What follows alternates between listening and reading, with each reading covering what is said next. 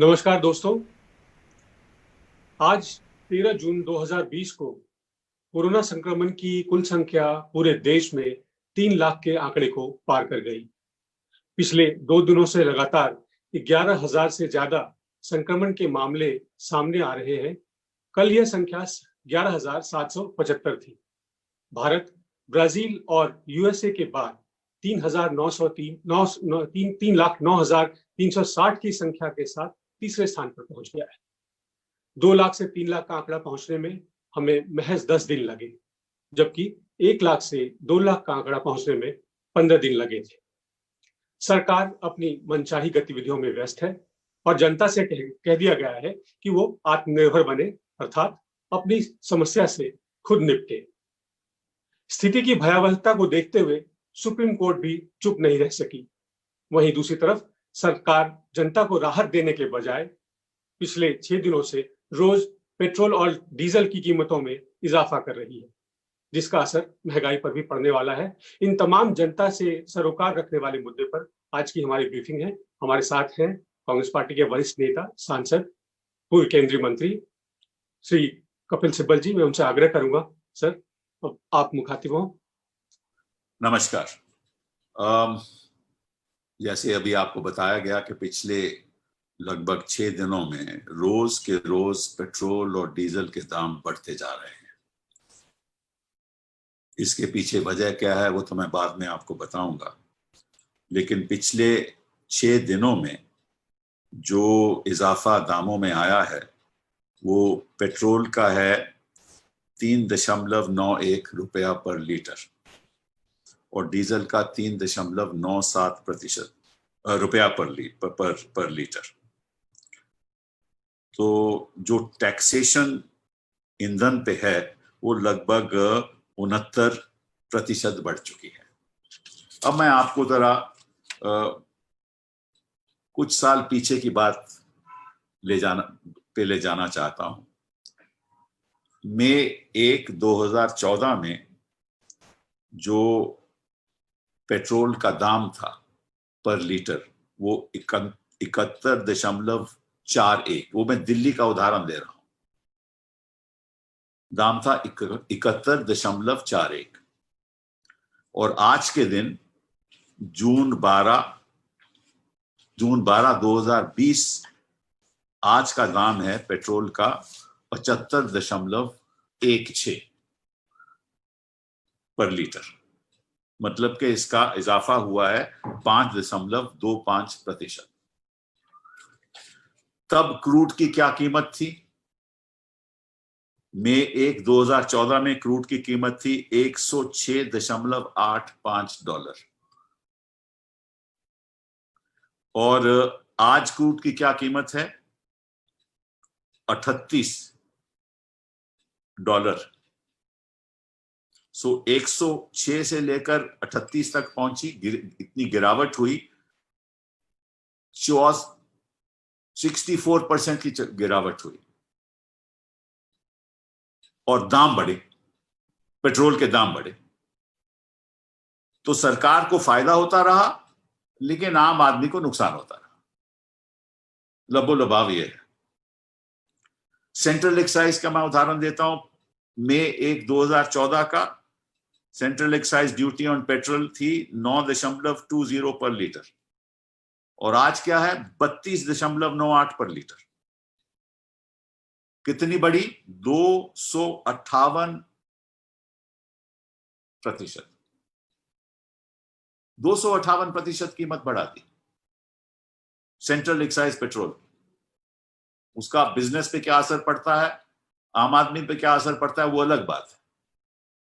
अब डीजल उस समय था 55.49% पर लीटर, रुपया पर लीटर। आज है 73.39 रुपया पर लीटर। बढ़ावा कितना हुआ? बढ़ोतरी कितनी हुई? 20.21%। Central excise duty on diesel 3.46 पर लीटर रुपया और आज है 31.83 रुपया पर लीटर। कितनी बढ़ती हुई? 819.9%। let me repeat this, that on May 1, 2014, the price of petrol was 71.41 rupees per liter. On June 12, 2020, the price was 75.16 rupees per liter, an increase of 5.25%. While the price of crude, the cost of crude on May 1, 2014 was $106, and today it is $38. Means it has dropped by 64%, but price of petrol has increased by 5.25%. Government is earning, and the burden is on the shoulders of the people. Central excise duty on petrol at that time, May 1, 2014, was 9.20 per liter. On June 12, 2020, it is rupees 32.98 per liter, an increase of 258%. Diesel per liter was 55.49 on May 1, 2014.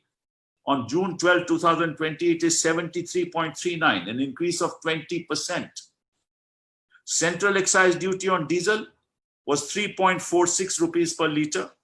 Today it is 31.83 per liter, an increase of 819%.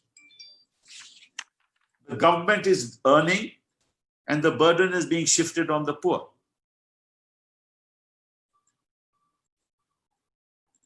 Now, मैं आपको याद दिलाना चाहता हूं, हमारे जो आज के प्रधानमंत्री जी हैं, वो जब गुजरात में मुख्यमंत्री थे और यूपीए सरकार पेट्रोल और डीजल के दाम बढ़ा रही थी, तो 23 मई को 2012 में उन्होंने एक बयान दिया। शाम को 8.24 PM पे, 8:24 PM पे उन्होंने बयान दिया। क्या बयान दिया? कि इतनी बढ़ोतरी हो रही है पेट्रोल में और डीजल में, इससे साफ जाहिर है कि जो केंद्र सरकार है वो विफल है, वो निकम्मी है, और इसका बोझा गुजरात की जनता के ऊपर पड़ रहा है। ये बयान उनका 2012 का है। फिर 2014 में अक्टूबर 4, 2014 सुबह 10:19 पे उन्होंने ये कहा कि जब से हम सरकार में आए हैं तब से दाम पेट्रोल और डीजल के गिरे हैं, और इसका फायदा देश को हुआ है और आम जनता को हुआ है। और जब असेंबली हो रही थी, दिल्ली असेंबली की इलेक्शन हो रही थी 2015 में, तो उन्होंने कहा कि मैं एक किस्मत वाला हूं। भाषण दिया उन्होंने 1 फरवरी 2015 में कि मैं तो किस्मत वाला हूं, और आप किस्मत वाले लोगों को ही वोट दीजिए, और अगर मैं जनता के लिए किस्मत वाला हूं और जनता को फायदा होता है तो अच्छी बात है, और जो किस्मत वाला हो उसी को वोट जाना चाहिए, क्योंकि आम आदमी को फायदा होता है। तो मैं मोदी जी से आज पूछने वाला हूं और पूछना चाहता हूं कि तब तो शायद आप किस्मत वाले थे, लेकिन आज तो आप किस्मत वाले नहीं हैं। आज तो आपकी किस्मत फूट चुकी है। दाम इतने बढ़ा रहे हो, जनता के ऊपर बोझ बढ़ा रहे हो, तो अगर आप किस्मत वाले नहीं रहे तो आप क्या कहेंगे? क्या आप जनता को फायदा कर रहे हो? अगर आपकी किस्मत फूट रही है, सरकार जनता को लूट रही है, इसका आप जवाब दीजिए। आप जनता को क्यों लूट रहे हैं? आम आदमी के कंधे पे आज भी इतना बोझा है, उसके बावजूद आप उसके ऊपर उस कंधे को और नीचा कर रहे हैं, और भार उस कंधे पे रख रहे हैं। जो आम आदमी है वो स्कूटर चलाता है, वो अपनी 3 व्हीलर चलाता है, वो अपने गाड़ी चलाता है, जिसके पास थोड़ा बहुत पैसा है, वो अपने जो किसान है वो अपने पंप चलाता है, पे डीजल लगता है। जो आम छोटा व्यापारी है जिसको बिजली नहीं मिलती वो भी डीजल पंप लगाता है। आप उसके ऊपर बोझा डाल रहे हो आज के दिन, जब हिंदुस्तान एक ऐसी आर्थिक कठिनाई पे खड़ा हुआ है, और आप किस्मत वाले की बातें करते हो। आप समझते हो कि आप देश की किस्मत आपसे जुड़ी हुई है। मैं आपको एक, मोदी जी आपको बताना चाहता हूं, ये गाड़ी के 4 पहिए होते हैं और बिना उन 4 पहियों को गाड़ी आगे नहीं चलती। एक पहिया है पार्लियामेंट, जहां आप कभी जवाब नहीं देते, अपनी मनमर्जी करते हैं, वो नहीं चल रहा, और आज के दिन आप पार्लियामेंट बुला भी नहीं रहे। दूसरा पहिया है सरकार, एग्जीक्यूटिव, वो भी अपनी मनमर्जी करती है, वो भी नहीं चल रहा। कभी तो आप नोटबंदी का ऐलान कर देते हैं, 4 घंटे में सारे गरीब के नोट फ्रीज कर दिए जाएं।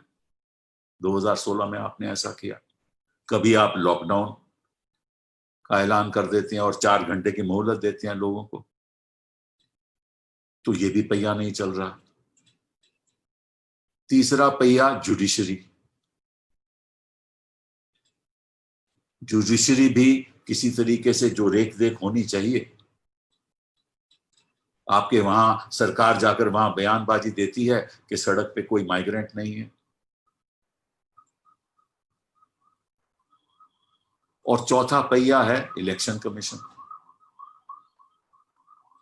इलेक्शन कमीशन भी जो आप कहता है वो चल रहा है, होता है। तो अगर गाड़ी के 4 पहिए नहीं चल रहे तो गाड़ी आगे चलेगी कैसे?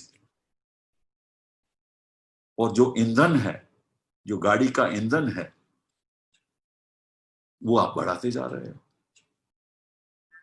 वो चलेगी कैसे? आप ईंधन बढ़ाए जाओ, वो गाड़ी आगे बढ़ेगी नहीं, क्योंकि 4 पहिए विफल हैं, चल ही नहीं रहे। और वहां ड्राइवर सीट पे आप बैठे हुए हो।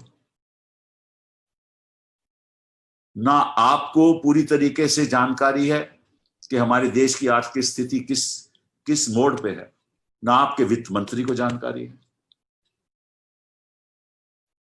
और इसलिए आप रोज के रोज दाम बढ़ाते जा रहे हो। ये नहीं सोचते कि इसका प्रभाव उस आम आदमी के ऊपर क्या होगा। जो शरीर का ईंधन होता है ना, वो क्या होता है कि सुबह उठकर हम ब्रेकफास्ट करते हैं, खाना खाते हैं, वो ईंधन होता है। उसकी वजह से एनर्जी पैदा होती है और शरीर चलता है और आप आगे बढ़ सकते हो। जो देश की आर्थिक स्थिति का ईंधन क्या है? पेट्रोल है और डीजल है। अगर आप आम आदमी की खुराक के दाम बढ़ा दोगे, अंडे के दाम बढ़ा दोगे, दूध के दाम बढ़ा दोगे, चावल के दाम बढ़ा दोगे, बाकी दाम बढ़ा दोगे, आम जो वस्तुएं, जो आम आदमी पदार्थें जो लेता है, सब दाम बढ़ा दोगे, तो बेचारा गरीब आदमी खाएगा क्या? और अगर ऐसे ही आप ईंधन के दाम बढ़ा दोगे तो देश बढ़ेगा कैसे? वो तो देश के लिए एक एनर्जी है, और उसकी वसूली सस्ती होनी चाहिए आम आदमी के लिए, ताकि उसके बचत हो। आपको इतनी बचत हो रही है अंतरराष्ट्रीय स्तर पे। जो क्रूड ऑयल के जो दाम है, मैंने आपको बता दिया, आज $38 पे है, जब हमारे वक्त में $108 पे थे। आपको इतनी बचत हो रही है, लाखों का आपको फायदा हो रहा है, लाखों करोड़ों का फायदा हो रहा है। आप उद्योगपतियों को फायदा दिलाने जा रहे हैं, और आप आम आदमी के लिए कुछ नहीं कर पाते। जब हम कहते हैं कि आप 7,000 रुपया उनके बैंक अकाउंट में डाल दो, वो भी आप नहीं कर पाते। और मैं आपको एक और बताता हूं बात, कि जो टैक्स है फ्यूल पे, पेट्रोल पे, एक्साइज पे, वो हमारे देश में दुनिया में सबसे ज्यादा है। मैं उसका उदाहरण आपको देता हूं। इंडिया में 69% taxes on fuel, US 19%, Japan 47%, UK 62%, France 63%, Germany 65%, और हमारा देश इन देशों से कहीं गरीब है। लगभग 80 करोड़ लोग यहां गरीब हैं, उनके ऊपर आप 69% टैक्स लगा रहे हो, कर लगा रहे हो, और वो भी ईंधन पे।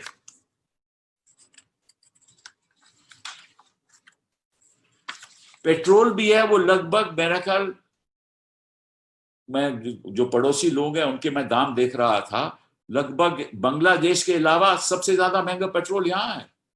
पाकिस्तान 34%, अफगानिस्तान 34%, नेपाल 60%, म्यांमार 36%, चीन 63%, 63%, हमारा 66%।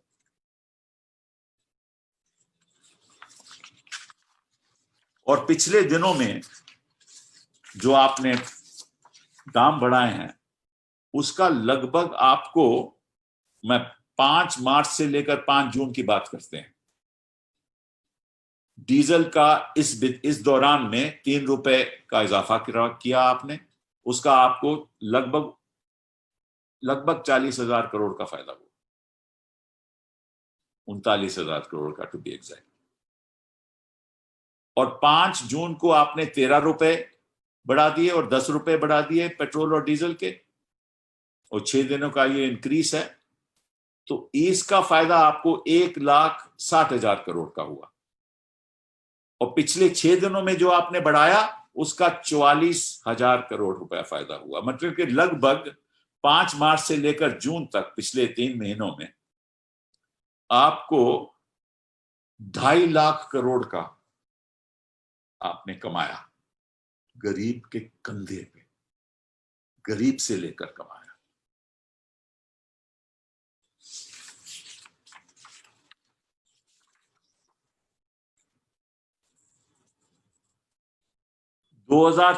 नवंबर से लेकर जनवरी 2016 तक आपने 9 बार एक्साइज ड्यूटी बढ़ाई, और पेट्रोल एक्साइज ड्यूटी पेट्रोल और डीजल पे बढ़ाई, 9 बार आपने बढ़ाई। और वहां मतलब के इजाफा जो हुआ वो 11 रुपए पर लीटर हुआ, 11.77%, और डीजल 13.47%। उन दौरान नवंबर 14 से लेकर जनवरी 16 तक। और फिर उसका जो फायदा आपको हुआ उन 15 महीनों में, वो 2,42,000 करोड़ हुआ।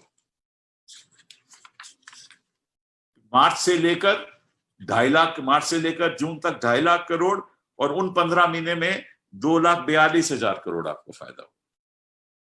मतलब कि आप आम आदमी, आप उसको देख के आपको कोई रहम नहीं आता, वो पिसता जा रहा है, वो खाना नहीं खा पाता, वो चलता चलता अपनी जान गंवा देता है, घर नहीं पहुंच पाता। लोग उनको खिला रहे हैं और सरकार कमा रही है। मतलब कि जनता खिला रही है और आप सरकार कमा रही है। असलियत तो यह है प्रधानमंत्री जी के आपकी सरकार एक ऊंचाई पे बैठी हुई है, जमीन पे क्या हो रहा है उसको कोई इल्म नहीं, कोई ख्याल नहीं। फ्लड देखना हो तो वो भी हवाई जहाज में देखा जाता है, जमीन पे क्या हो रहा है, कैसे लोगों की जिंदगी बर्बाद हो रही है, कोई आपको ख्याल नहीं, क्योंकि हर चीज आपकी एरियल होती है। अगर आपको आम आदमी से कोई भी हमदर्दी होती ना प्रधानमंत्री जी, तो आप अब तक जो ये फायदा आप कंपनियों को कराते हो, अपने आप सरकार को कराते हो, ये फायदा आपको आम आदमी को कराना चाहिए, ताकि वो अपनी जिंदगी 1-2 महीने में तो खा पी सके। ये लॉकडाउन की वजह से आपको मालूम है क्या हो रहा है, और आप तारीफ कर रहे हो अपनी कि हमने गजब कर दिया, जब हमने ऐलान किया वही एक रास्ता था। उसके बारे में तो हम बाद में बात करेंगे, आज हम आर्थिक बातों के बारे में बात करते हैं। तो कहने का मतलब ये है, अब सवाल उठता है कि ये आप क्यों कर रहे हो, ये सवाल उठता है, और उसकी वजह बड़ी साफ है कि आपके पास पैसा नहीं है। आपकी जो कमाई है वो कमती हो रही है, जो आपके रेवेन्यू के एस्टिमेट्स हैं वो कम हो गए। उसका मैं आपको उदाहरण देना चाहता हूं। मतलब के जो gross tax collections in 2019-20 were less than 2018-19. This is the first time it has happened since 1961. It has never happened that the gross tax collections for a year following the previous year have been less. So it is in the second time in the history of this country that this has happened. जो आप कहते हैं कि आप तो बड़े किस्मत वाले हैं। हाँ, किस्मत वाले हैं क्योंकि आप प्रधानमंत्री बन गए, इसमें तो कोई शक नहीं। लेकिन जनता की बस बदकिस्मती को तो उस पर जरा नजर डालिए और कुछ कीजिए। फिर the gross tax collections for 1920 is 20.09 lakh crores, which is less than the previous year. और इंटरेस्टिंग फिगर और आपको देता हूं, that 2019-20 India's tax buoyancy was 0.05%, the lowest since 1962-63. This is Hindustan Times. मैं अपनी बात नहीं कर रहा. These are figures from an article from Hindustan Times. Manufacturers, corporate, और क्या फायदा, क्यों ये हो रहा है? आपके पास पैसा नहीं है, पैसा नहीं होगा तो आप खर्चा कैसे करेंगे? क्योंकि आपके बजट एस्टिमेट्स पे तो खर्चा इतना लिखा हुआ है, वो तो करना ही करना है आपको। तो कमाओगे नहीं तो खर्च कैसे करोगे? तो इसलिए आम आदमी के ऊपर बर्डन बढ़ा दो कमाने के लिए, अपनी कमाई के लिए, ताकि हम खर्चा कर सकें। सो आप अपनी कमाई के लिए दूसरों की कमाई, आम आदमी, गरीब आदमी की कमाई को गिरा दो, उस पे अपना कर का बोझ बढ़ा दो, खुद कमा लो, क्योंकि आपने अपना घर का खर्चा नहीं आप संभाल सकते। वो कैसे संभालोगे? आप कैसे संभालोगे घर का खर्चा जब आपको मालूम ही नहीं है कि खर्च कैसे करना है? वो दूर अंदाज ही नहीं है आपको। और आपको बताता हूं, कॉर्पोरेट रेट्स, आपने जो फायदा किया आपने कॉर्पोरेट सेक्टर को, आपको याद ही होगा कि आपने सोचा कि हम राहत अगर कॉर्पोरेट सेक्टर को देंगे और कॉर्पोरेट टैक्स हम 30% लेकर 22% कर देंगे जो डोमेस्टिक मैन्युफैक्चरर्स हैं, तो शायद जो हमारा जो इंजन है इकोनॉमी का, जो आर्थिक इंजन है, वो आगे बढ़ेगा। लेकिन उसका नतीजा तो 0 हुआ। और आपने जो नए मैन्युफैक्चरर्स यूनिट्स का टैक्स रेट 25% से 15% कर दिया। और जो टोटल फायदा आपने कॉर्पोरेट सेक्टर उस समय दिया वो था 1.45 लाख करोड़, 1,45,000 करोड़। ये आपने कॉर्पोरेट सेक्टर को फायदा दिया। और आप 70,000 करोड़ भी गरीब आदमी के लिए नहीं खर्चना चाहते। ये कंजूसी क्यों? इसकी वजह होगी कोई ना कोई।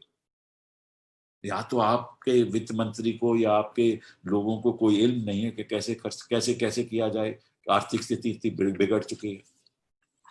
और आज की खबर आपको बताता हूं, आज ही की खबर, और ये बिजनेस स्टैंडर्ड की खबर है। इसमें टाइम्स ऑफ इंडिया में भी यही खबर आई है। क्या है? Crash course IIP, that is the Index of Industrial Progress, contracts record of 55.5% in April. Manufacturing shrinks 64.2%. India's industrial production contracted 55.5% in April, the sharpest ever in the history of this country. And the index of industrial production has shrunk 18.3% in March alone. Majority of the industrial units and establishments have reported nil production. उत्पादन हो ही नहीं रहा। जो index of industrial production है उसमें इतनी गिरावट आई है जो पहले कभी हिंदुस्तान के इतिहास में नहीं आई। अप्रैल में उसकी गिरावट 55% हुई। इंडस्ट्रियल प्रोडक्शन की गिरावट 18.3% मार्च में हुई, और manufacturing, which accounts for 78% of the IIP, that is the index of industrial production, shrank by 64%. CARE ratings showed that 12 industries, including vehicles, furniture, leather, tobacco, electrical equipment, fabricated metals, recorded a contraction of more than 90% during the month. As many as 19 industries of 23 recorded contraction of more than 50%.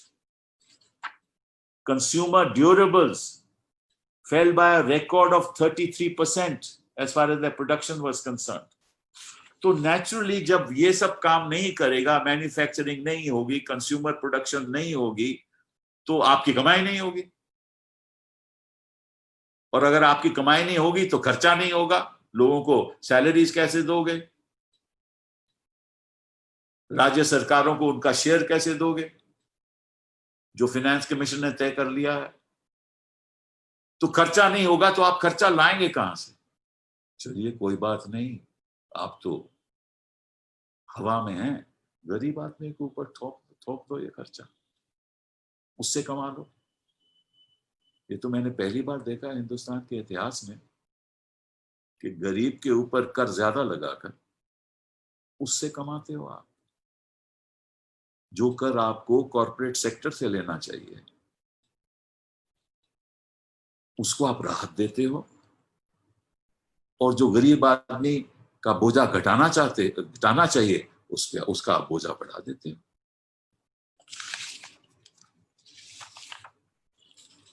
फिर आपने 10 लाख करोड़ का package दिया, अभी वित्त मंत्री जी ने ऐलान भी किया और प्रधानमंत्री जी ने भी उसकी वाहवाह की कि इसका बड़ा फायदा होगा।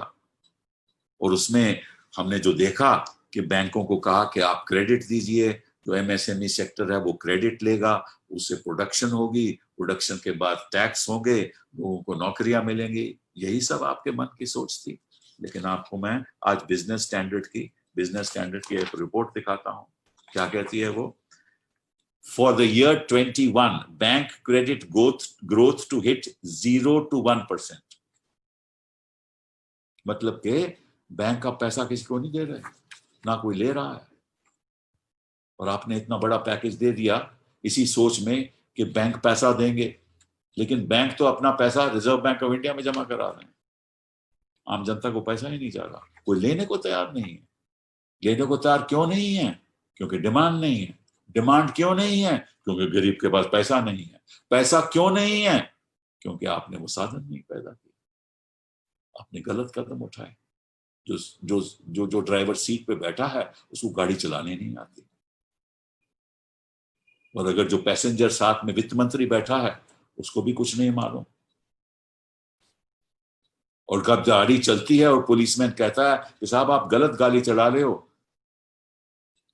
तो उसको भी कहा जाता है कि तुम कौन होते हो कहने वाले? वो पुलिसमैन हिंदुस्तान की जनता है। आप जनता को कहते हो तुम कौन हो? मैं हूं सब कुछ, मैं फैसले करूंगा देश के लिए क्या है। फैसले ऐसे नहीं होते प्रधानमंत्री जी, फैसले बातचीत से होते हैं, डायलॉग से होते हैं। When the driver sitting in the car doesn't know how to drive the car, and the finance minister doesn't know the way, and the people of this country are saying don't do it this way, you don't listen to them because you don't want to have a dialogue with them. You want to talk to them. You don't want to talk to people in parliament. You don't want to talk to people outside. You decide on your own experts who give you some great ways of moving forward, and you listen to them. Without listening, there can be no solutions.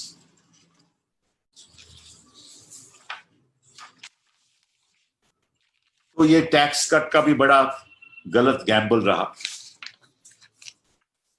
तो हमारा fiscal deficit बढ़ गया। जो 19-20 का fiscal deficit जो 3.8% आप कहते थे होगा, वो 4.59% हो गया। एंड अप्रैल का fiscal deficit 35.1% for the year 21, क्योंकि जो रेवेन्यू टारगेट है वो आपका पूरा नहीं हुआ, और जो रेवेन्यू डिक्लाइन 2020 में अप्रैल का आया है वो 70% डिक्लाइन आया है। जीएसटी कलेक्शंस कम हो गई, जस्ट 3.8%, ग्रू बाय ओनली 3.8%। फिर आपको स्टेट्स को ज्यादा पैसा देना पड़ेगा क्योंकि उनका तो प्रोटेक्टेड रेवेन्यू है, वो आप दे नहीं पाएंगे। तो आप इसीलिए गरीब आदमी के ऊपर आप कर लगा रहे हो ना। आज मैं ये बताना चाहता हूं देश की जनता को कि ये पेट्रोल और डीजल का दाम क्यों बढ़ा रहे हैं। इसलिए बढ़ा रहे हैं कि इनके पास कोई और साधन है नहीं, क्योंकि कॉरपोरेट को इन्होंने राहत दे दी, प्रोडक्शन हो नहीं रही, और एक ही बस रास्ता इनके पास रहा है कि गरीब आदमी के लिए, जो गरीब का ईंधन है, जिससे उसको खाने के लिए एनर्जी उसको मिलती है, वही उसमें गिरावट आ गई। तो इन्हीं शब्दों के साथ आज मैं, क्योंकि केवल हमारी आर्थिक स्थिति के बारे में बात करना चाहता था, मैं आपका शुक्रगुजार हूं कि आपने मेरी बात सुनी, लेकिन मैं इतना भी उम्मीद करता हूं कि ये सरकार भी कुछ हमारी बातें सुन ले, हम भी कुछ इनको रास्ता दिखा सकते हैं शायद, क्योंकि देश के साथ तो हम भी खड़े हैं ना, हम भी चाहते हैं कि देश आगे बढ़े। और अगर आपकी किस्मत आज के दिन अच्छी नहीं है तो चलिए हमारे से बातचीत कर लीजिए, शायद हो भी जाए। बहुत बहुत धन्यवाद। धन्यवाद सर। मैं आग्रह करूंगा कि पहले विषय से ही एक एक करके अपने सवाल पूछें।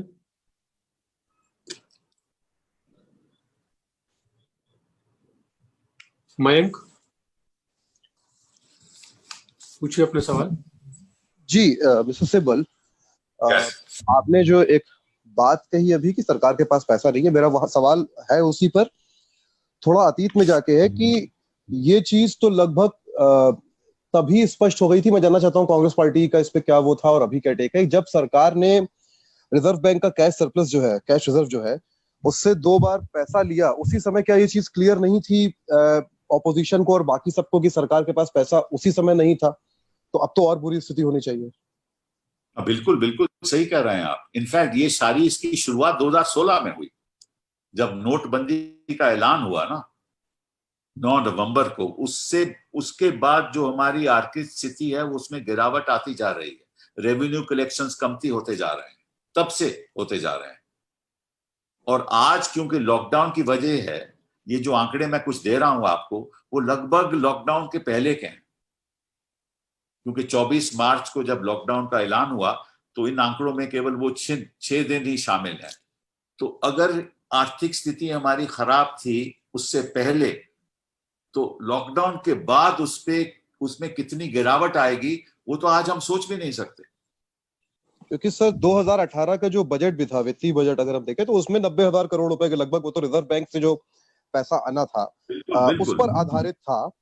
तो इसका अगर इसको हम टेक्निकली देखें तो अभी तक जो भी हमने, क्या आपको लगता है कि जो कुछ भी हमने देखा है, यानी कि वो चाहे माइग्रेंट्स के लिए शुरुआत में बिल्कुल चुपचाप बैठे रहना हो, या जो कैश ट्रांसफर की बात हो रही है वो ना करना हो, या और तमाम चीजें हैं, कहीं ना कहीं उस सबकी वजह यही है कि पैसा पहले से ही नहीं है, 2017 से ही सरकारी खजाना खाली है। मैं आपसे कहना चाहता हूँ कि इनको जो आर्थिक स्थिति है, इनको उस पर कोई लगाव भी नहीं है। ये तो हर चीज पे पॉलिटिक्स कर रहे थे ना। इनको राजनीति से ज्यादा लगाव था। जनता को के जिंदगी के सुधार आना चाहिए, उस पर कोई लगाव नहीं था। एक छोटा सा देखिए जो पॉलिटिक्स की बातें हो रही थी, 370 ये 1-2, ये बात करनी चाहिए थी हमारी स्कूलिंग की, हमारी मेडिकल फैसिलिटीज की, गरीब को कैसे ज्यादा पैसे मिले, नौकरियां कैसे ज्यादा मिले, वो तो बात हो ही नहीं रही थी। जी एक चीज और है बस, कि कोरोना जब ये संकट आया पूरा, तो ये क्लियर था कि इसका आर्थिक जो है दुष्प्रभाव पड़ेगा। सरकार ने क्या विपक्ष को बुला के कोई मीटिंग करने की कोशिश की? कभी आप लोगों से कोई सलाह लेने की या बात करने की, सर्वदलीय मीटिंग बुलाने की कोशिश भी की क्या? ये अंतर्यामी है, इनको सब मालूम है, ये किससे क्यों सलाह करेंगे? हर बात इनकी मन मर्जी से करते हैं। ये वो ऐसे ऐलान कर सकता था नोटबंदी का नवंबर 8 को? उनको पता होना चाहिए। अगर उनको इतना मालूम होता कि इस देश में जो माइग्रेंट लेबर है वो लगभग 4.5 करोड़ है, जो एक प्रदेश से दूसरे प्रदेश में जाती है, और उसके ऊपर क्या प्रभाव होता, अगर इनको वो उनके रेडार में होते तो ये कदम कभी उठा ही नहीं सकते थे। लेकिन उनको गरीब से क्या लेना देना। जी थैंक यू। बिलाल अपना सवाल पूछिए। जी सर, बिलाल सब्जवारी बोल रहा हूँ स्वराज एक्सप्रेस से। सर, मौजूदा हालात का जिस तरह से आपने आर्थिक परिस्थितियों का खाका खींचा, और उसके बावजूद जो सरकार की प्राथमिकताएं वो सिर्फ सत्ता में बने रहने की है, चाहे वो मध्य प्रदेश देखें या हाल में आपने गुजरात में विधायकों की तोड़फोड़ देखी है, या राजस्थान में इनका अटेम्प्ट देखा, कर्नाटक आप देखते रहे, तो सरकार की प्राथमिकता सिर्फ सत्ता में बने रहने की है, अर्थव्यवस्था देश से कोई लेना देना नहीं है। ये एक मैसेजिंग रेगुलर विपक्ष अपने माध्यम से करता आ रहा है। ऐसे में विकल्प बहुत सीमित है। आपको लगता है कि ये विपक्ष की जिम्मेदारी और बढ़ जाती है कि वो सभी विपक्षी दलों को आपस में बात करके इस पर एक बड़ी पॉलिटिकल कॉल है? इसका अर्थ ये नहीं है कि विपक्ष कुछ नहीं कर रहा, लेकिन इन मौजूदा परिस्थितियों में विपक्ष को और एग्रेसिव होकर संपूर्ण विपक्ष को जोड़ के आगे बढ़ने की जरूरत है। बिल्कुल, मैं आपके साथ सहमत हूं। विपक्ष को इकट्ठा होना चाहिए। ये वक्त एक दूसरे से दूरी रहने का नहीं है। हमें इकट्ठा होकर एक नए दौर से संघर्ष करना चाहिए। और मैं समझता हूं कि सबको ये मान लेना चाहिए कि देश है वो सर्वोपरि है, और देश पहले और बाकी पॉलिटिक्स बाद में। तो जो भी हमारे थोड़े बहुत डिफरेंसेस भी हों, हमें उसको खत्म करना चाहिए, और देश के सामने एक मजबूत विपक्ष की घोषणा करके इकट्ठा होकर बैठकर तय करके अगले 4 साल में इस सरकार के जो फेलियर्स हैं वो हमें बताने होंगे, और जो मन मर्जी से ये सरकार बात करती रही है वो बताना होगा। और इस सरकार को जो देश की जो आर्थिक गाड़ी है चलानी नहीं आती। मुमताज आलम रिजवी साहब इनकलाब से। सिब्बल साहब, आपने बहुत तफसील से बताया और कई बार इसका जिक्र भी आया कि किस तरीके से पेट्रोल और डीजल के दाम बढ़ा रहे हैं, जबकि दुनिया में कीमतें कम हो रही हैं और हुकूमत बहुत पैसे कमा रही। मैं सिर्फ आम लोगों के लिए जानना चाहता हूँ, फिर ये पैसा गया कहाँ? इन्होंने ये पैसे किए क्या इतने ज्यादा कमा के? क्योंकि ये ऐसा, वो तो आपको दिख रहा है ना, गुजरात में दिख रहा है, उससे पहले में दिखा था, देख रहे थे। फिर आपने बाकी प्रदेशों, मध्य प्रदेश में भी देखा, उससे पहले उत्तराखंड में भी देखा। जी। और फिर 2016 में जब इन्होंने नोटबंदी का ऐलान किया, यूपी में कितना पैसा दरिया की तरह बह रहा था वो भी देखा। मुझे नहीं मालूम कहाँ पैसा जा रहा है, मुझे तो दिख रहा है बस। धन्यवाद। राकेश कपूर साहब।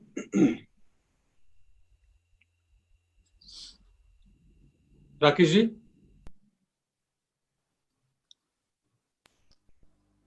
मेरे ख्याल से कनेक्शन की दिक्कत आ रही है उनके, भी तो बैठे थे वो। अगला सवाल किसी साथी का हो तो वो पूछे।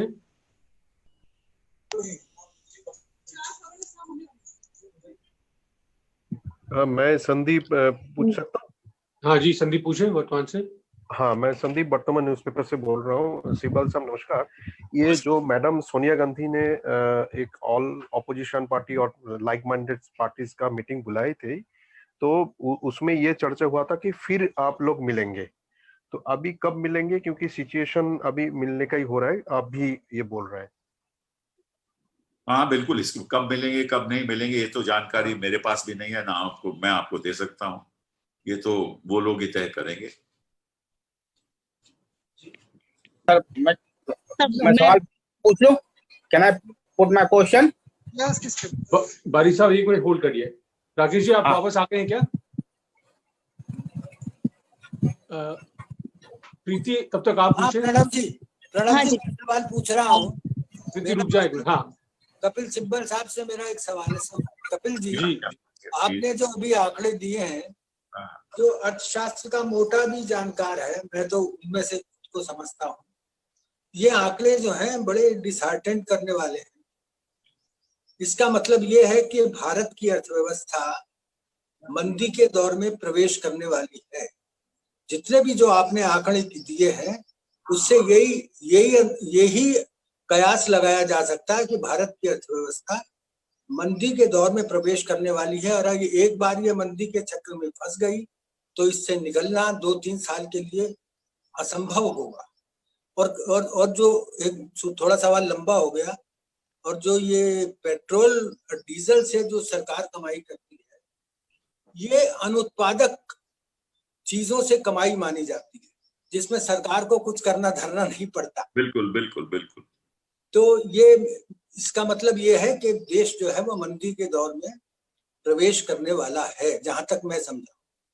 बिल्कुल सही आपने बोला। देखिए, ऐसा है, मुझे एक उदाहरण पुराने वक्त का मुझे याद आ जाता है कि जब पुराने टाइम में महाराजा लोग होते थे और किसानों से उनको हर महीने मिलता था, तो अगर किसान देता नहीं था तो वो धमकी देकर ले लेते थे, लगान वसूलने। वही महाराजे आज हमारे यहाँ बैठे हुए हैं, बिना कुछ कहे वो अपना टैक्स बढ़ाते रहे और गरीब जनता से पैसा लेते रहे। वही लूट तब थी महाराजाओं की, और वही लूट आज चल रही है। और देखिए, एक पॉजिटिव चीज वैसे मैं बताना चाहता हूं है कि हमारी जो एफडीआई है वो आज के दिन $500 बिलियन है। That is the one positive thing. वो पार्किंग मनी है, वो पार्किंग मनी, वो पार्किंग जो भी है, अगर वहां कुछ गड़बड़ हो गई तो बहुत मुश्किल में हो जाए। धन्यवाद सर। मैं अगले सवाल पे बढ़ता हूँ। प्रीति पूछे सहारा टीवी से। सर नमस्कार। आपने अभी जो आंकड़े दिए, इसमें जो 2014 का यूपीए सरकार के समय का आंकड़ा दिया, जिसमें क्रूड ऑयल की कीमत $106.5 के हिसाब से थी, उस वक्त भी पेट्रोल की कीमत मैं देख रही हूँ 71 रुपए थी, जब आज $38 है, उसके बावजूद 75 है। और ये तब है जब लगातार हम 2-3 दिनों से 6 दिनों से लगातार हम इजाफा देख रहे हैं। तो यहाँ तो हालत ये है कि इजाफा जब हो रहा है, उससे पहले की भी जो कीमत थी वो भी यूपीए के शासन से ज्यादा थी। ऐसे में अगर लगातार अभी इजाफा होता रहा तो आम जनता जो है वो बुरी तरह बदहाल होने वाली है। कांग्रेस पार्टी क्या इसको रोकने के लिए सरकार से अपनी तरफ से कोई पेशकश करेगी कि कम से कम रोक कैसे सकते हैं? इनके पास मेजोरिटी है, लोकसभा में मेजोरिटी है। आपको मालूम है कि राज्यसभा में हम कुछ कर नहीं सकते। ये जितना मर्जी कर बढ़ाता जाए, टैक्स बढ़ाते जाए, हम क्या करेंगे? देखिए, ऐसा है कि इनकी किस्मत तो आज अच्छी है क्योंकि ये सत्ता में बैठे हुए हैं, लेकिन हमारे आम जनता की किस्मत फूट चुकी है और ये उसका फायदा उठा रहा है। बेचारा गरीब आदमी कुछ कह नहीं पाता। अगर गरीब आदमी को इस समय में अस्पताल में एक बेड का सहूलत नहीं मिलती, वो क्या करेगा बेचारा? तो जो ये कहेंगे करेगा। हमारी जो लोकतंत्र है उसमें बदलाव लाना पड़ेगा, और ये विपक्ष की एक जिम्मेदारी है। वो जिम्मेदारी विपक्ष को निभानी पड़ेगी। देश आज ऐसे संकट में है कि विपक्ष को उठ खड़ा होकर संघर्ष करना पड़ेगा। लॉकडाउन खत्म हो जाए, ये सड़कों पे करना पड़ेगा। Thank you sir. मैं अगला सवाल लेता हूं संजीव त्रिवेदी जी, न्यूज़ 24 से।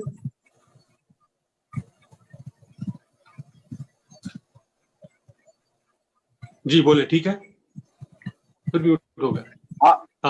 सिब्बल साहब, मेरा सवाल यह है कि आपने यहाँ आर्थिक विषयों पर बताया, आपका ध्यान मैं सीमाओं की तरफ ले जाना पड़ेगा। आज जनरल नरवणे हमारे सेना प्रमुख, उनका बयान आया है और उन्होंने कहा है कि स्थिति कंट्रोल में है, नियंत्रण में है, लेकिन अभी भी गलवान वैली और दूसरे जो इलाके हैं पूर्वी लद्दाख में, वहां हमारी सेनाएं मुस्तैद हैं, तैनात हैं, और चीन की सेना भी है, वहां जमावड़ा बना हुआ है। और दूसरी तरफ नेपाल में भी आज संसद में एक ऐसा बिल पारित हो रहा है जिसके जरिए हमारे 3 इलाकों को वो क्लेम कर रहे हैं, दावा कर रहे हैं कि वो उनके हैं। ऐसे में आप विदेश नीति का जहां सवाल है उसको कैसे व्यू करते हैं फिलहाल जो स्थिति है उसके लिहाज से? देखिए, आपको याद होगा कि 2014 में जब प्रधानमंत्री जी शपथ लेने वाले थे तो उन्होंने सारे पड़ोसी देशों को बुलाया और सब लोग यहाँ आए और ये गले भी मिले। और ये जहां भी जाते हैं, बाकी देशों में जाते हैं, चाहे वो ट्रंप से मिलते हैं या किसी और से मिलते हैं या लोग यहाँ आते हैं, ये बढ़ा चढ़ाकर बात कहते हैं कि देखिए हमारी जो कूटनीति है वो सफल रही और हमारी जो देशों के साथ जो संबंध हैं वो बड़े अच्छे हैं।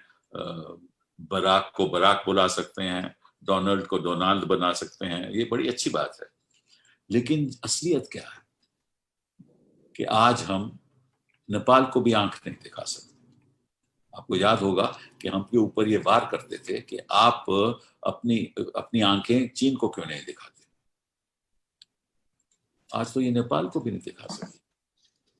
चीन की तो बात छोड़िए, चीन के साथ तो ये कह रहे हैं कि हाँ हमारी लेफ्टिनेंट जनरल, मेजर जनरल बातचीत कर रहे हैं, हम सहमति के साथ लाइन ऑफ कंट्रोल में जहाँ जो भी दखल अंदाजी हुई है हम नेगोशिएशन के साथ इनको समझौता करके दोनों देश उसी ओर चलेंगे।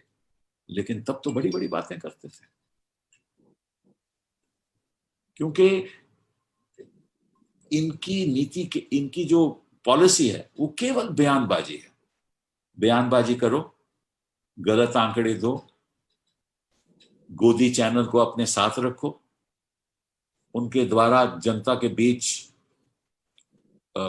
विपक्ष के बारे में भ्रम फैलाओ और अपने बारे में वाह करवाओ।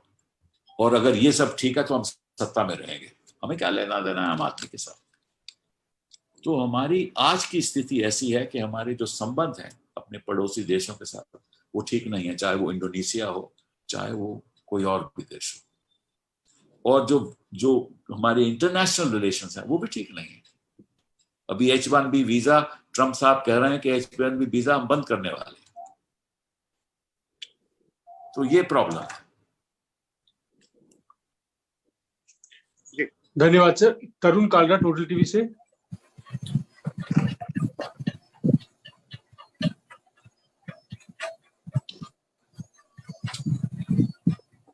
तरुण। रमन जी, न्यूज़ 24 से। मेरी आवाज आ रही है? हेलो। हाँ तरुण, पूछिए सवाल। हाँ, सिब्बल साहब नमस्कार। मेरा सवाल दिल्ली के ऊपर है और इसके ऊपर कोर्ट भी संज्ञान ले चुका है और कांग्रेस पार्टी ने भी दबाव बनाने की कोशिश की है। मौजूदा हालात दिल्ली के विस्फोटक होते जा रहे हैं। कम्युनिटी ट्रांसमिशन हालांकि घोषित नहीं हुआ, लेकिन सभी लोगों को पता है किस तरह का माहौल बाजारों में है और घरों में है। आप क्या रेकमेंड करते हैं as a senior functionary of the party कि दिल्ली के अंदर क्या आंशिक तौर पर फिर से लॉकडाउन लगाने की जरूरत है? और फेलियर रहा है केजरीवाल सरकार का, चूंकि मनोज तिवारी ने इस्तीफा भी मांगा है। देखिए, जहां तक लॉकडाउन का सवाल है, देखिए हमारे पास सबसे पहले तो सही आंकड़े होने चाहिए।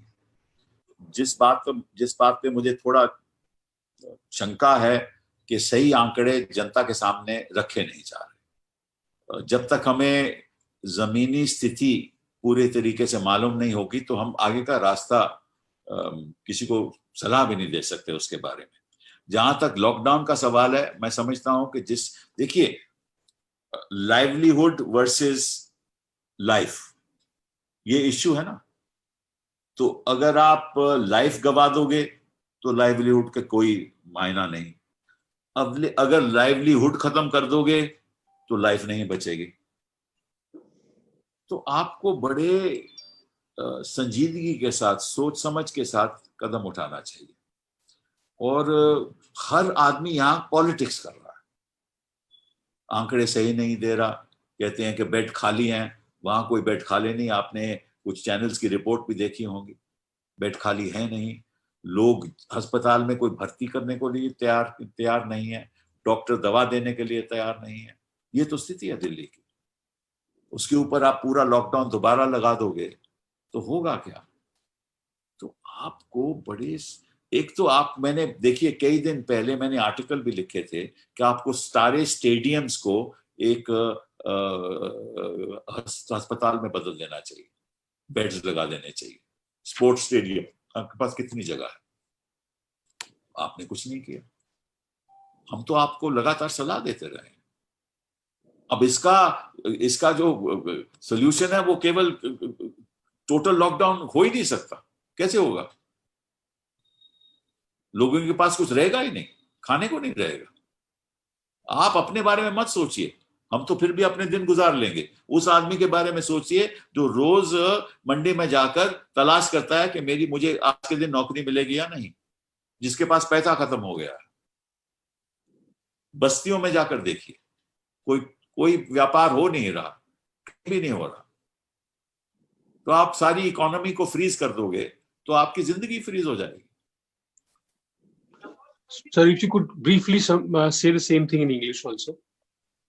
You see, the problem is that you can't put life versus livelihoods. If there is no life, there can be no livelihood. And if there is no livelihood, there can be no lives, because you will finish lives. So you have to assess these things very carefully. And you can only assess them if you have data. Nobody gives you the correct data, neither the Delhi government nor anybody else. And we've had reports that the municipal data is much different than what the Delhi government is putting out. Delhi government says beds are empty, anybody can come to the hospital. The fact is beds are not empty. People are not allowed entry into hospitals.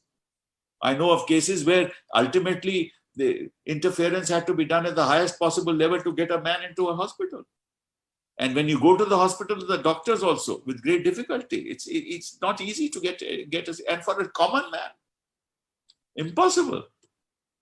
I had been saying all along, and I had written articles, convert the stadiums much earlier, sometimes in March, April, convert the stadiums into hospitals, put those beds there, make arrangements.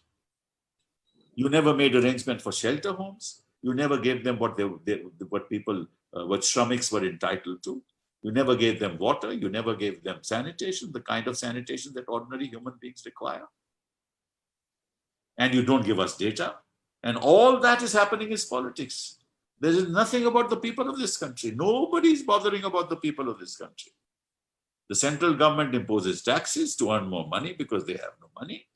They have no idea as to how to move forward.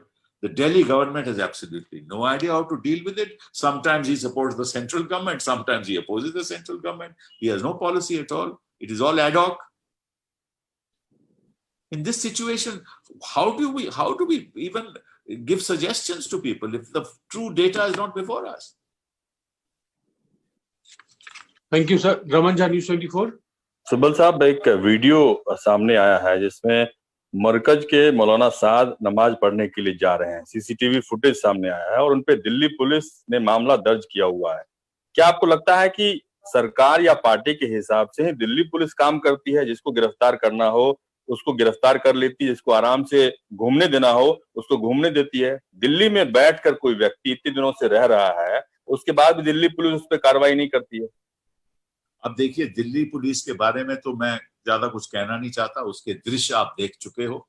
उस दृश्य आपको जब जामिया में वो issue उठे थे, आपने वहां भी देखे, JNU में भी देखे। आपने पुलिसमैन को जो सीसीटीवी कैमरा है उसको भी तोड़ते हुए देखा। तो दिल्ली पुलिस की तो क्या बात है। मैं लेकिन सारे पुलिस डिपार्टमेंट के बारे में बात नहीं करना चाहता। कुछ ऐसे लोग हैं पुलिस में भी जो ऐसी गलत गिरफ्तारियां करते हैं या सही गिरफ्तारियां करते हैं, ये मैं नहीं जानता। लेकिन दिल्ली पुलिस में ऐसे लोग भी हैं जो उनका कर्तव्य है वो निभाने। लेकिन यहाँ पे मामला इसलिए महत्वपूर्ण है कि NSA गए थे मौलाना साद से मिलने के लिए। ये संदेश दिल्ली पुलिस के पास जा रहा है ना कि उनसे कैसे हाथ। NSA को मिलने किस लिए गए थे ये मुझे नहीं मालूम। जो आश्वासन देने गए थे वो हम नतीजे तो देख नहीं गए। धन्यवाद सर। मैं क्वेश्चन पूछ लूं, छोटा सा है। आता हूँ, एक आखिरी सवाल आता हूँ बारी साहब, आपसे खत्म करूंगा। सिद्धार्थ पूछ ले NI से। नमस्कार सर। नमस्कार। सर एक बात दिल्ली को लेकर पूछना चाह रहा हूं, क्योंकि सत्येंद्र जैन जो मंत्री हैं उन्होंने कहा कि आईसीएमआर को अपनी गाइडलाइंस बदलनी चाहिए अगर टेस्टिंग्स को बढ़ाना है तो। आम आदमी पार्टी के सांसद संजय सिंह भी कह रहे हैं कि हम तो आईसीएमआर की गाइडलाइन से दिल्ली फॉलो कर रहा है। लेकिन दिल्ली की स्थिति किस तरफ जाते हुए देखते हैं आप कि क्या मुंबई को पीछे छोड़ देगी दिल्ली? अब चर्चा ये होने लगी है, तो किस तरीके से दिल्ली की हालात को कांग्रेस पार्टी देख रही है और क्या किया जाना चाहिए? क्योंकि मुख्यमंत्री गृह मंत्री से मुलाकात करके आ चुके हैं, लेकिन रिजल्ट नहीं दिखाई दे रहा। रिजल्ट जो दिखाई दे रहे हैं वो बिल्कुल चौंकाने वाले हैं और लोग सड़कों पे निकल जरूर रहे हैं अपनी जीविका कमाने के लिए, लेकिन परेशान है, सबके दिमाग में सवाल चल रहे हैं। असलियत तो ये है सिद्धार्थ जी कि लोग डरते हैं अस्पताल जाने में और ये ऐलान करते हैं वहां जाकर कि आप टेस्ट मत कीजिए। अब कोई किसी की हार्ट की कंडीशन है, वो अस्पताल जाएगा ना तो पहले तो डॉक्टर टेस्ट करेगा weather he is Covid positive और नॉट। इलाज कैसे करेगा? और ये ऐलान देते हैं कि आप टेस्ट मत कीजिए। टेस्ट क्यों ऐलान देते हैं? ताकि वो जो आंकड़े हैं वो जनता के सामने नहीं जाए। तो तभी मैं शुरू से कह रहा हूं, इनका मकसद है पॉलिटिक्स। केंद्र सरकार को भी वही मकसद है। हर एक कोई पॉलिटिक्स कर रहा है। अगर पॉलिटिक्स ना करता होता तो आज हम इस स्थिति में नहीं होते। Thank you sir. अब्दुल बारी साहब अपना सवाल पूछे। हाँ ठीक है सर। Good afternoon sir. ये being a former law minister and prominent advocate, मैं आपसे ये सवाल पूछना है सर, ये जो दिल्ली पुलिस ने इन कनेक्शन जो 7 चार्जशीट फाइल की है नॉर्थ ईस्ट दिल्ली का जो वायलेंस है, उसमें जो बिग ब्लास्ट की थ्योरी जो पेश किया है, how do you react on this? देखिए ऐसा है कि मैं ये पार्लियामेंट में भी कह चुका हूं और मैं इसके बारे में लिख भी चुका हूं और बयान भी दे चुका हूं कि जिस तरह से यूएपीए का दुरुपयोग हो रहा है, जिस तरह से 124 सेडिशन का दुरुपयोग हो रहा है, जिस तरह से हमारे जो छात्र लोग हैं एक तरफिया उनके खिलाफ कार्रवाई हो रही है। उन्होंने बयानबाजी की, कुछ उनके खास भाजपा के लोग हैं, उनके कुछ मंत्री भी हैं, उन्होंने जो बयानबाजी की उसके बारे में कुछ नहीं हो रहा। जो उनके लोग हैं उनके खिलाफ कार्रवाई नहीं हो रही। तो ये तो साफ जाहिर है कि ये एक तरफिया इन्वेस्टिगेशन हो रही है और वो भी भय का वातावरण पैदा करने के लिए कि कोई सरकार का विरोध ना करे, ना कोई ऐसी बयानबाजी दे। मतलब कि किसी, आप सोचिए बेंगलोर में 14 साल की लड़की के ऊपर आपने सेडिशन का केस लगा दिया और यहाँ जो छात्र हैं बेचारे जो सड़क पे आकर भाषण दे रहे थे, आप उनके ऊपर यूएपीए लगा रहे हो। मतलब कि, और ये मैंने कहा कि सदन में मैंने कहा, संसद में मैंने कहा, पार्लियामेंट में कहा कि आप इसका दुरुपयोग करोगे। गृह मंत्री जी ने कहा नहीं, ये तो टेररिस्ट के लिए है, टेररिस्ट के खिलाफ हम कानून ला रहे हैं ताकि हम टेररिस्ट को पकड़ कर, और कांग्रेस पार्टी टेररिस्ट के खिलाफ है। ऐसे टेररिस्ट को आपको पकड़ना चाहिए कि कौन से टेररिस्ट को आपने पकड़ा है? एक छात्र टेररिस्ट है, वो लड़कियां टेररिस्ट हैं जिनको आप पकड़ रहे हो, और जिसने कभी बयान भी नहीं दिया, क्या वो टेररिस्ट है? हमारे देश के लोग क्या टेररिस्ट हैं? छात्र लोग टेररिस्ट हैं? आप ये क्यों कर रहे हो? क्योंकि आपका एजेंडा दूसरा है। जो मतलब के मामले जिसके ऊपर आपको ध्यान देना चाहिए, आप उससे कहीं दूर हो चुके हो। आप एक ऐसी ऊंचाई पर बैठे हो, आपको वो दृश्य दिखता ही नहीं, जमीन का दृश्य। Thank you, sir. It's been more than an hour now. We have run out of questions. I would like to thank you for taking this subject so exhaustively, and I hope सरकार हमारी बात सुनती है, आपकी बात सुनती है और जनता को कुछ राहत देती है। मैं संदीप एक छोटा सा क्वेश्चन पूछ लूं, छोटा सा।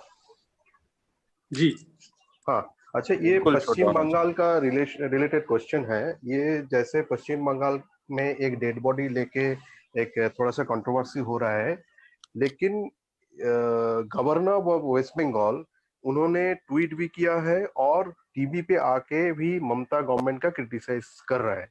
तो आप बीइंग ए रिनाउंड लॉयर, तो ये क्या गवर्नर का ऐसा करना चाहिए या गवर्नर कर सकते हैं? नहीं, देखिए, जहां तक गवर्नर साहब का सवाल है, ये गवर्नर की जो इंस्टीट्यूशन बनी थी, ये उस समय बनी थी जब हमारे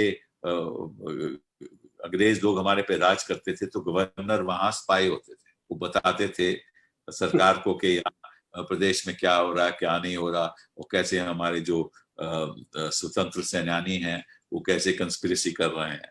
तो ये इंस्टीट्यूशन इसलिए उन्होंने बनाई थी। और हमारी देश रिपब्लिक बनने के बाद हमें ये विश्वास था कि जो हमारे गवर्नर हैं वो वाकई में एक कॉन्स्टिट्यूशनल अपने कर्तव्य निभाएंगे। लेकिन आज के दिन तो गवर्नर तो लगभग है कि आरएसएस के जो बयान देते हैं, जैसे आरएसएस का कि मैं खुद कई तो गवर्नर आरएसएस के हैं ही, तो वो तो अपनी बयानबाजी करते हैं। और यहाँ गवर्नर एक समझ लीजिए कि सरकार को गिराने में लगे हुए, जहां भी बैठते हैं गवर्नर सरकार को गिराने में लगे रहते हैं। तो गवर्नर एक पॉलिटिकल आर्म बन गया है, एक पॉलिटिकल बाजू बन गया है केंद्र सरकार। Thank you very much. आज का आर्टिकल बहुत अच्छा है सिब्बल साहब, आपका इंडियन एक्सप्रेस। थैंक यू भैया। आज का थैंक यू।